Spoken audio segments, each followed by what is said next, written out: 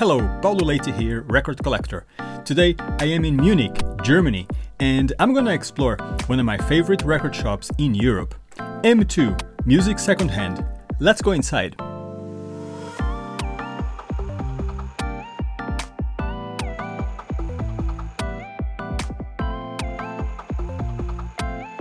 Once inside, it becomes clear this is a place where I'm going to spend hours and hours and hours and hours, because the shop is huge and packed with CDs and vinyl.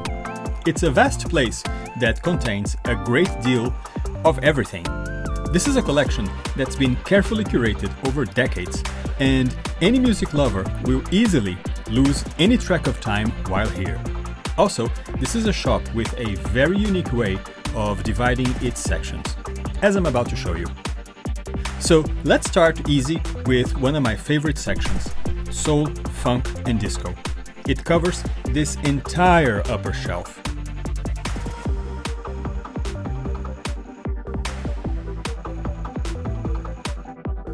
It doesn't take long to find something great. The chronological Johnny Ace from 1951 to 1954. Despite being almost forgotten today, Ace was a great pianist and crooner. Sadly, his career was cut short in 1954 when he accidentally shot himself while playing with a gun he did not know was loaded right after a concert. His song, Pledging My Love, is on John Carpenter's Christine soundtrack. And Crusaders 1 from 1972 by the Crusaders. This is their third album under that name. Get this album, you thank me later. Before that, they already had some 15 albums as the Jazz Crusaders. When you are great, you can call yourself anything you want. The Payback from 1973 by James Brown. This is a legendary album. Actually, this was Brown's only studio album ever to be certified gold. Can you believe that? Also, Reality from 1974. This one much more danceable. Also great. Serrone by Bob Sinclair from 2001. Marc Serrone is one of the fathers of French disco. Some of his classic albums are kinda hard to find. This is a great compilation.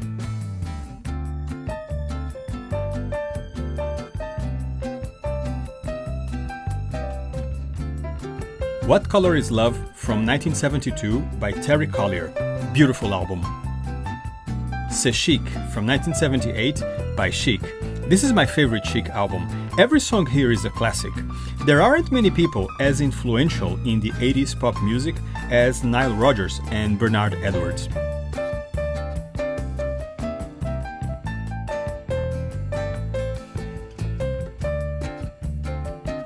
A Dramatic Experience from 1973 by The Dramatics.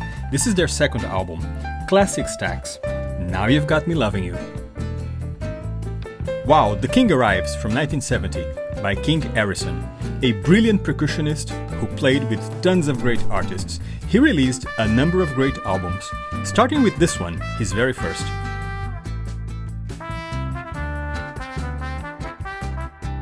Plenty of Earth, Wind and Fire.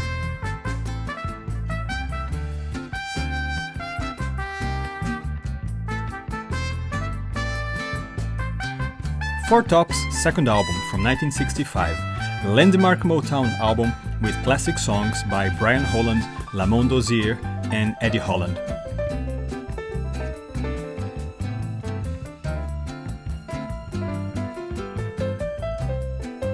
Let's Get a Groove On from 1989 by Lee Fields. No one noticed when this album was released, but I think Lee Fields is so underrated. Although he is still active, his earlier albums deserve being rediscovered.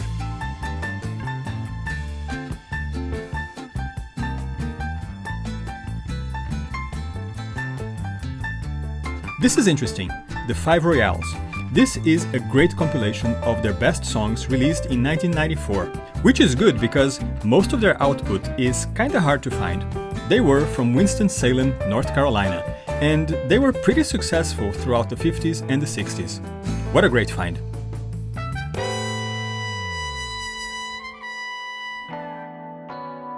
You know, a lot of people spend a lot of time talking about vinyl versus CD.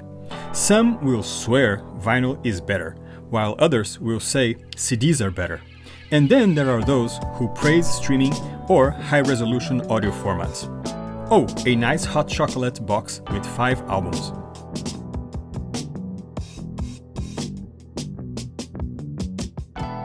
And an even bigger one.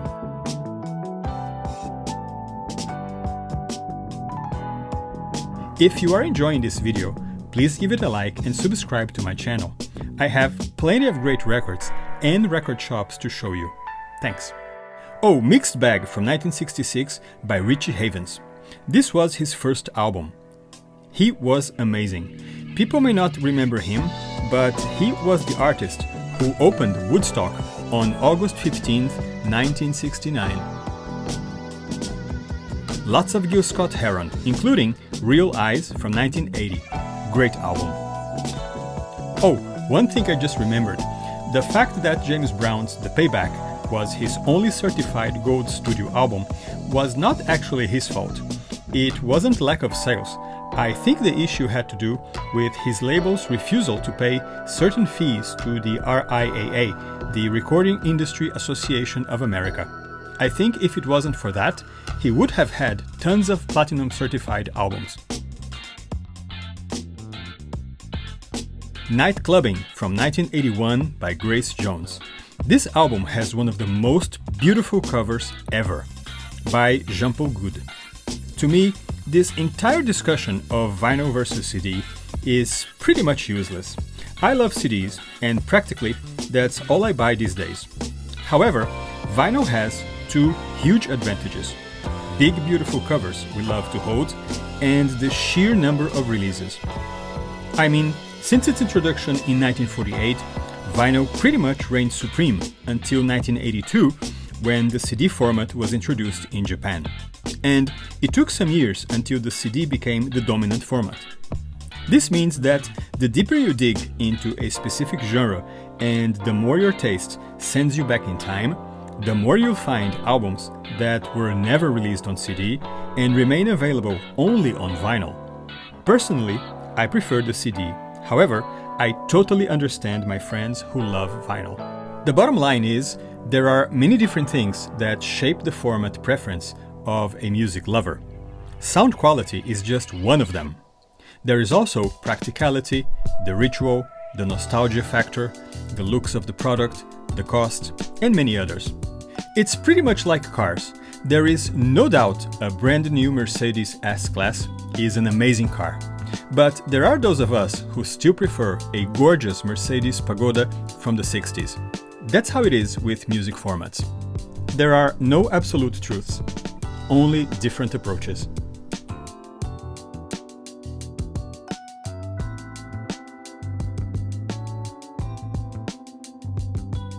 Something Special from 1981 by Kool and the Gang.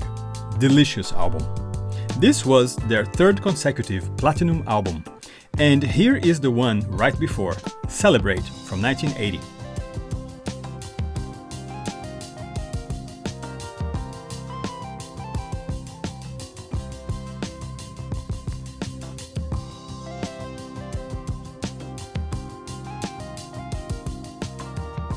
Oh, Mouth to Mouth from 1979 by Lips Inc. They were from Minneapolis and this is their first album. It came at the very end of the disco era and it makes a beautiful transition from the 70s sound to the 80s sound. The songs are still long like in the 70s, but the sound is already stripped down 80s. Rock Your Baby from 1974 by George McRae. This was his first album. This was produced by Harry Wayne Casey from KC and the Sunshine Band. In fact, this is pretty much a KC and the Sunshine Band album with vocals by George McRae, whose voice could reach those higher notes KC couldn't. And the result is beautiful. Here's one of my all-time favorites, MFSB from 1973. This is their first album and it's gorgeous. Get this album, you will thank me later. Maze featuring Frankie Beverly from 1977 is another first. Beautiful in every way.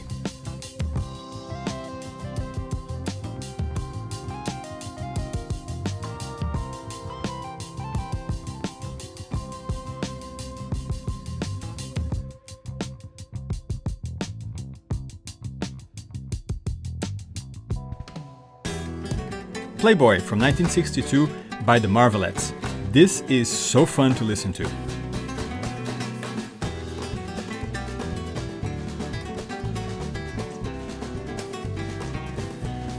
Inspiration Information, 1974 by Shuggie Otis.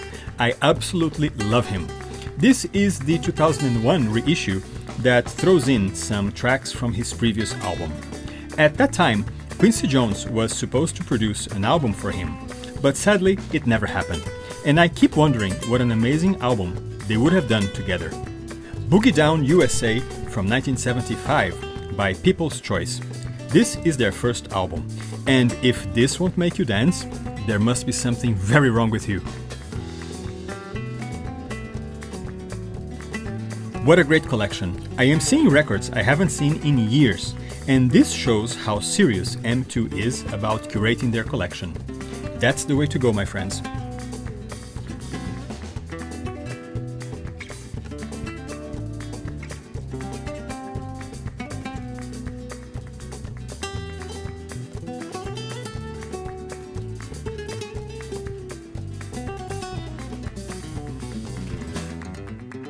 We'll Get Over from 1969 by the Staple Singers.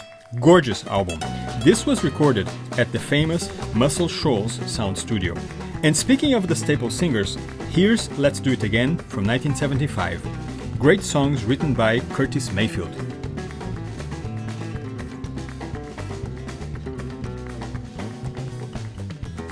Lots of Sly and the Family Stone, naturally. I'm such a big fan.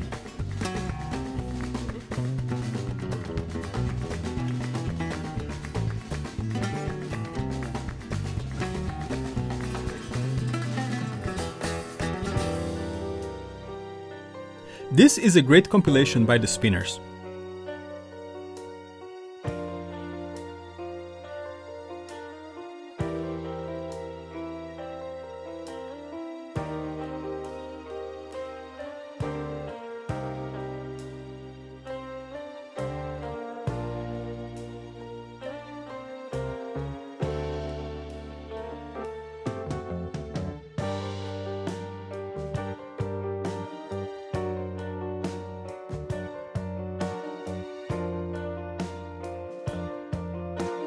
Maybe from 1970 by The 3 Degrees, their first album, but this is actually a double CD with 2 albums. On disc 2, we find So Much Love, their 1975 album, and this edition comes packed with extras.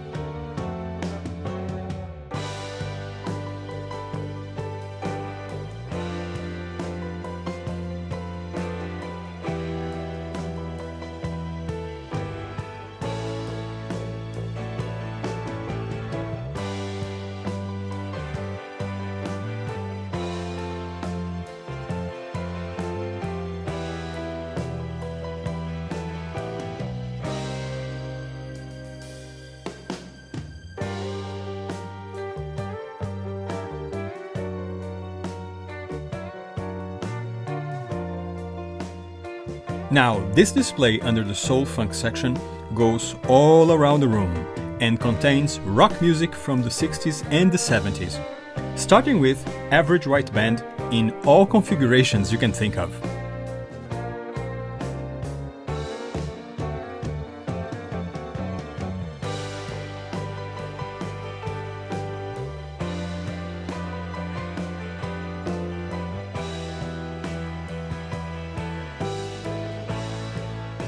And then along comes the Association from 1966. Although they are kind of forgotten nowadays, they were pretty good. This edition has lots of extras. Even though the sunshine pop genre did not survive the 70s, I think there is a lot to be discovered here.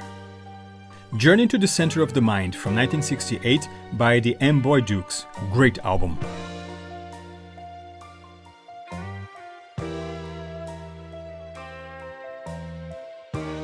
This Pete Atkins twofer contains his first 2 albums, Beware of the Beautiful Stranger from 1970 and Driving Through Mythical America from 1971.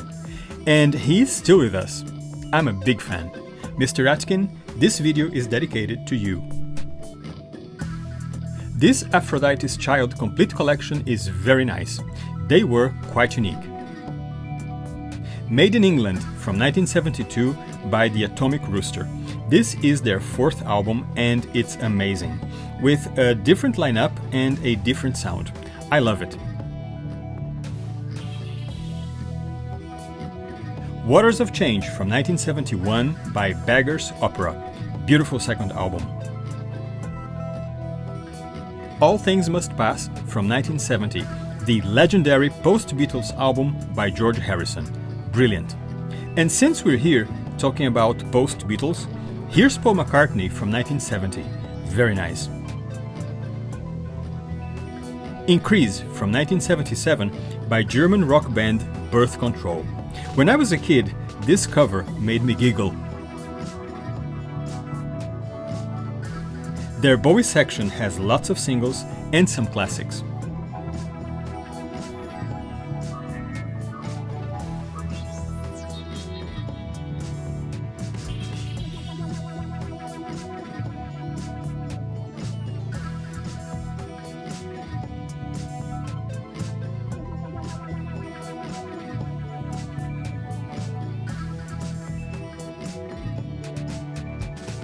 I've been looking for a copy of Not Fragile from 1974, but instead of this version, I think I'm getting this twofer with their next album, Four Wheel Drive. Yes, that one's for me.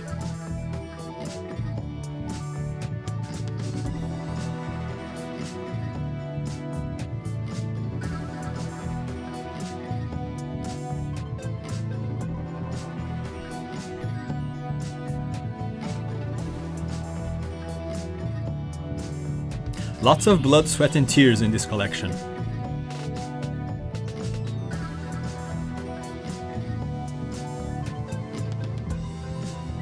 Happy Sad from 1969 by Tim Buckley.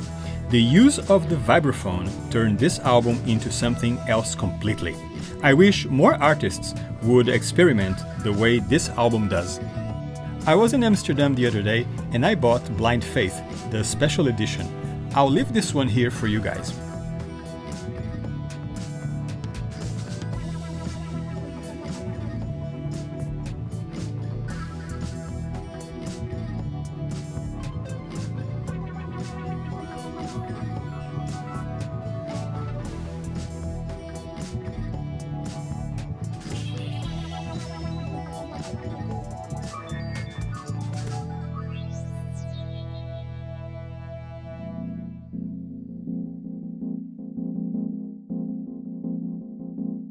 Cahoots from 1971 by The Band. I haven't seen this one in years. Great album. Lots of albums by The Band here, which shows this collection rocks.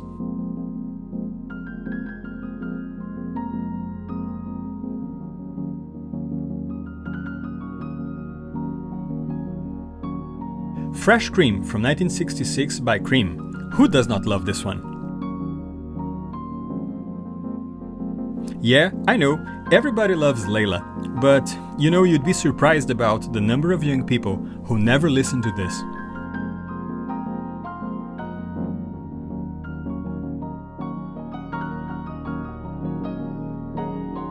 Oh my god, Curved Air, they were amazing. This is a 1990 release with demos and instrumentals by the musicians. Here's a band that needs to be rediscovered. Write this down, Curved Air.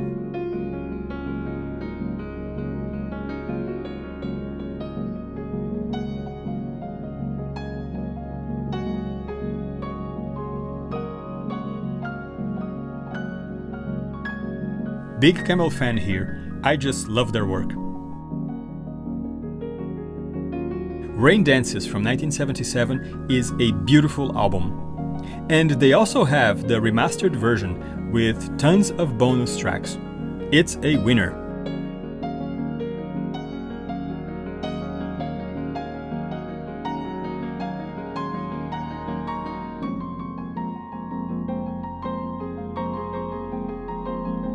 Since we are in Germany, of course we'll find Eloy. I like them so much. And also plenty of Emerson, Lake and Palmer and The Nice.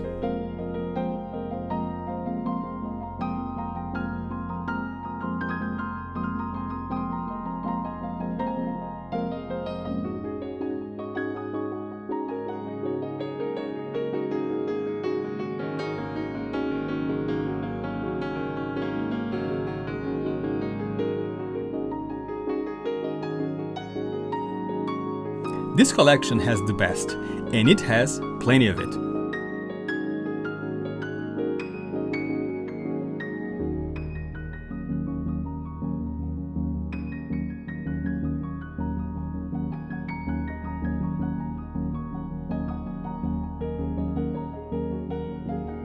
Paradise and Underworld from 1967 by The Herd. Peter Frampton was so good looking, he was named the Face of 68 by some teen magazine back then.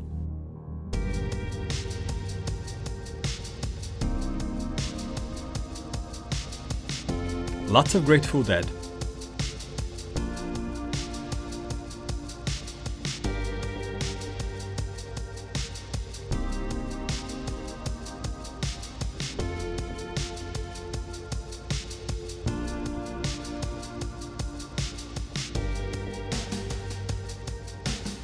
The Everlasting Love Affair from 1968 by The Love Affair.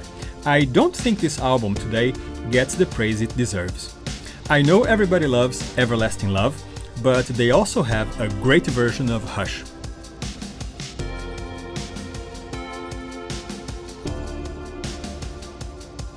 Forever Changes from 1967 by Love. This is a great double disc edition with an alternate mix of the entire album, plus lots more.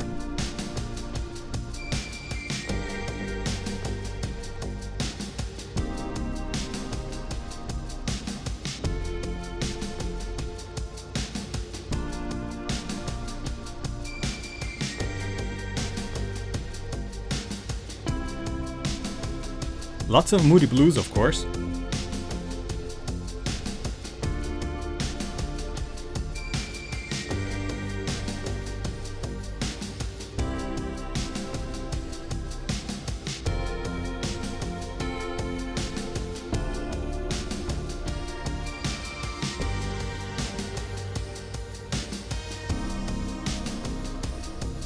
My favorite live album, Procol Harum live in concert with the Edmonton Symphony Orchestra from 1972. This edition has one bonus track. And this edition has 3 bonus tracks.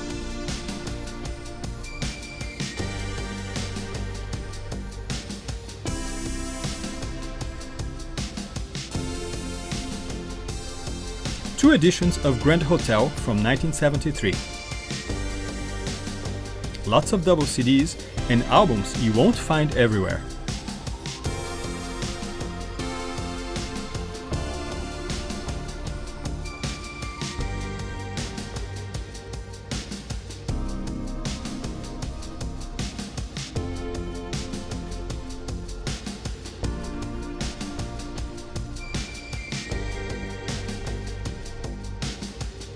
Lots of The Who.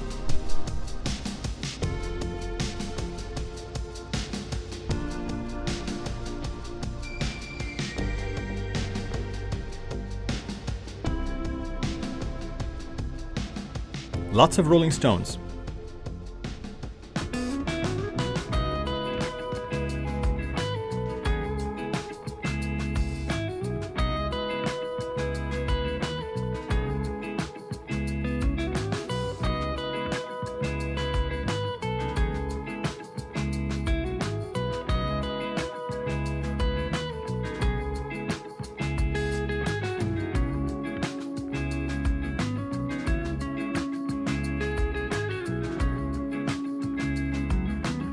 Lots of Zappa.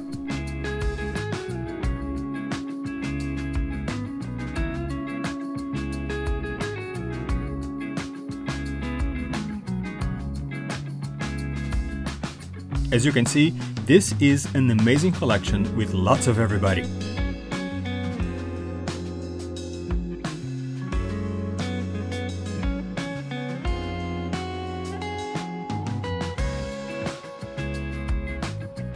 Here's a great Soft Machine box with 5 albums.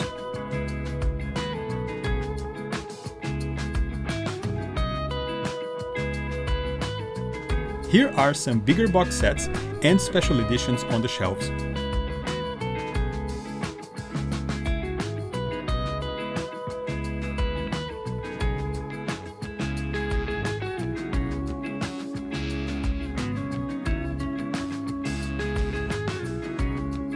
Lots of great stuff here. Pricier, it's true, but great.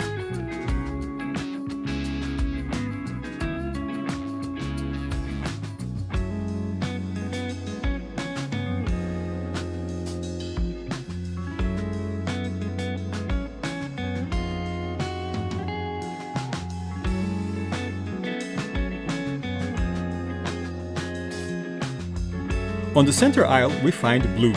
And it's funny because in most, if not all, European record stores, blues comes in the same display as country music. But here at M2, blues has its own section, and it's a great one. In American music, blues is of a fundamental importance. I would say it's the spinal cord of 20th century American music. Rock music pretty much derived from blues, and there would be no Beatles nor Rolling Stones without blues. So here at M2, it is pretty normal that we find so many rock bands in the blues section. Probably because their blues roots are so clear, a distinction needs to be made, which I take as a serious invitation for you to explore this section because it also contains great albums.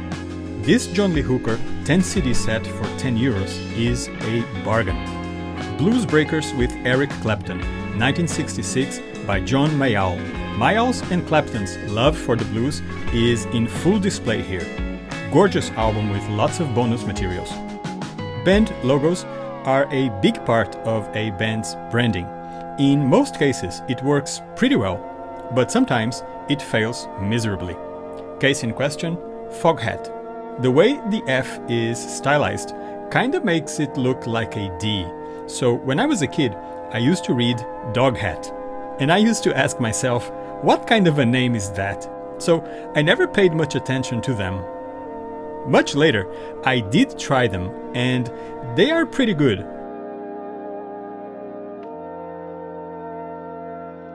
And let's not forget their collection of music DVDs and Blu-rays.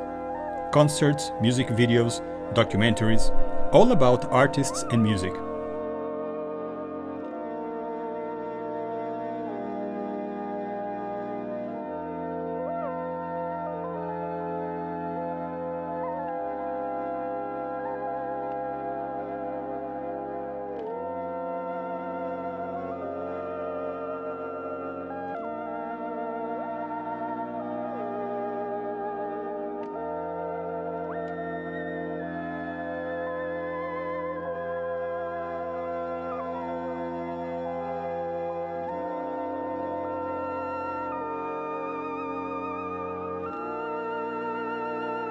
On the left side of the shop, we find pop music and tons of other stuff. It's so much, I'll have to break this video. On part 2, we'll go through more CDs, pop music, movie soundtracks, metal, jazz, and a lot more. And it's coming right next. And if you're enjoying this video, give it a like and subscribe to this channel. There is more great content coming soon. Thank you.